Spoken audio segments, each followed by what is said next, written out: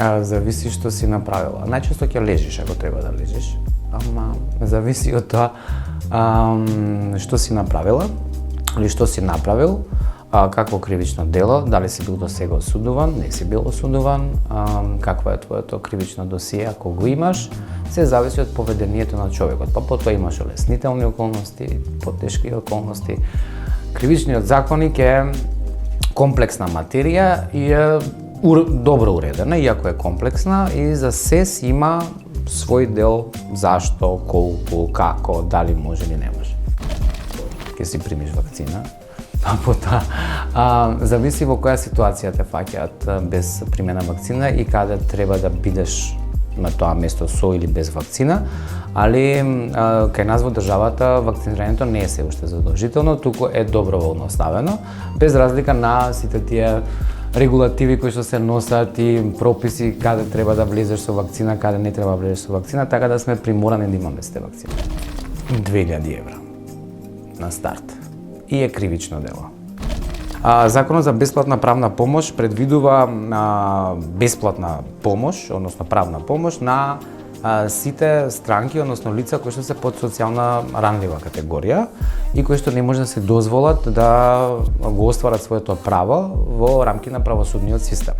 Така да дозволува и во кривична, и во граѓанска постапка, и во административна постапка, и во управна постапка, бесплатната правна помош како институт е присутен во сите постапки.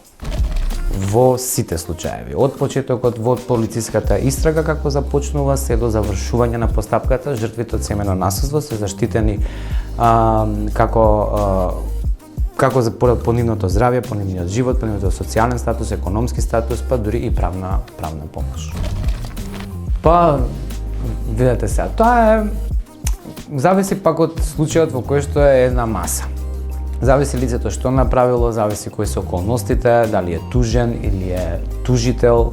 Тоа се две различни работи. Тужител е тој кој што тужи, тужен е тој кој што ја добил тужбата, нели тоа го знаеме, и сега зависи од тие околности каква е содржината на целата материја, така и се уредуваат износите за плаќање, но сите тие износи за плаќање, целата правна помош на адвокатите во оваа држава се уредува со адвокатскиот тарифник кој што е донесен во рамките на адвокатската комора во нашата држава. Харизмата. Ако зависи како ќе пристапиш на проблемот и колку имаш познавање од проблемот. Нема тајна, него има знаење. Во правото е поразлично од сите други области, така да кажам, кои што можеш да преговараш. Али потребно ти е да знаеш, да бидеш активен слушател, да знаеш да слушаш убаво, целосно проблема да го слушаш, да знаеш да одговориш на прашање и да ја најдеш причинско-последничната врска на предметот. Ако ја најдеш соодветно, тогаш ќе се преговараш како што треба. Секогаш све е преговарање, не е професионална деформација, него секогаш е во животот се случува со преговарање, односно со дискусија помеѓу двајца, тројца или повеќе луѓе. Е многу е ризично кога сам со себе дискутираш, ако почне да се случува, тогаш нешто не е во ред, но секогаш е присутно преговарањето, барем во мојот свет и во моето проживување. Харизмата.